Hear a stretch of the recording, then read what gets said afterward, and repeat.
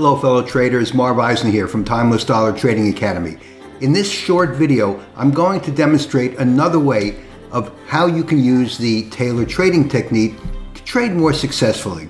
Now, to use the Taylor trading technique is simplicity in itself. You just enter 4 numbers each day into the calculator. And those 4 numbers are the opening price, and this is Friday, May 10th, and I entered the opening price, the high, the low, and the close.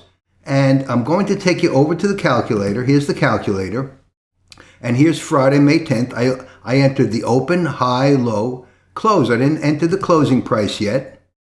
And when I do, all the numbers to the right are going to fill in and give me the numbers for Monday, the support, resistance, and range.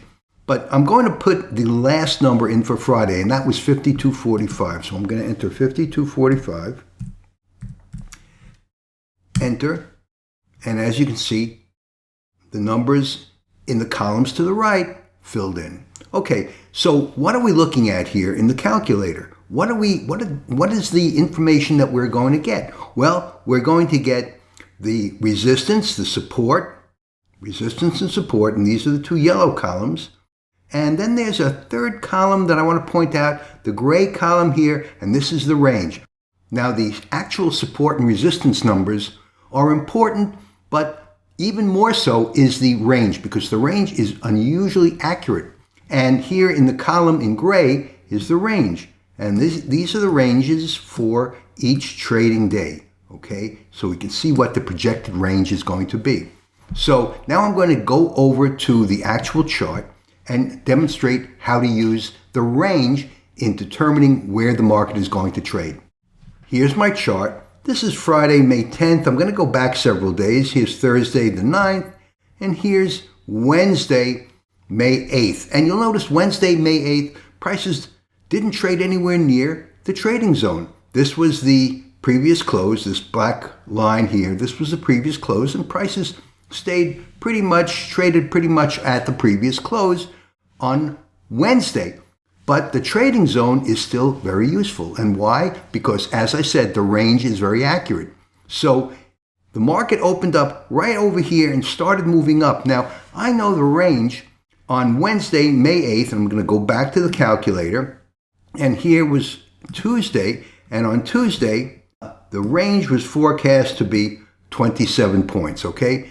And here is May 8th, which is the numbers that I got from Tuesday, and I put the support, and I put in the resistance, and here's my trading zone. Now, my range was forecast to be 27 points.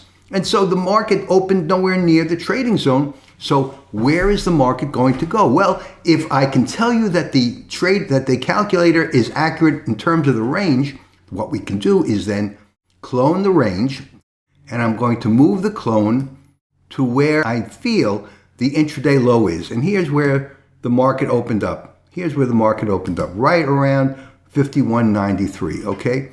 So the market opened up 51.93, and here we are. The market opened up here, started moving up as the day progressed. And so at 10 o'clock, where is the price going to go? Well, as you can see, I cloned the trading zone down to the intraday low. And where did the prices trade up to? 27 points, okay? So that's another way to use the Taylor trading zone, even when the prices are not trading anywhere in or near the trading zone. They usually are. Let's move over to the next day, Thursday, May 9th. Now, Thursday, May 9th, prices opened pretty much toward the bottom of our trading zone. And where were they going to go? Well, if we forecast that the intraday low was put in right over here, and we have to be careful to try to determine where the intraday high or low is. But using the intraday high or low with the trading zone, we can feel more or less confident that prices are going to reach right about over here, okay? And that was what happened on Thursday. Now, let's move over one more day. Friday, May 10th. So Friday, May 10th, prices opened up well above the trading zone, opened up right about over here. No, it was right about over here. They moved up a little bit as the day wore on, but about 10 o'clock, they started moving down. They started moving down. Where were they going to go? Well, we know from the calculator, let me go back to the calculator, that the range on Friday was forecast on Thursday. So here's Thursday. Okay, so the range was forecast to be 32 points. Okay, go back to the chart. And so if we clone our trading zone, which is 32 points, we clone it, and we move it to the intraday high, or to where we assume the intraday high is. Where did the prices trade? Where did the prices trade? Right down to the 32-point range. So that's another way to use the trading zone. If you can see where the intraday high or low is, you can make a pretty good guess. Using the information of the trading zone range, you can make a pretty good guess that taking a trade in that direction is going to be successful. So that's my video for today. Marv Eisen for Timeless Dollar Trading Academy. Trade safely, use lots of patience. Thanks so much for watching, and I'll see you in my next video.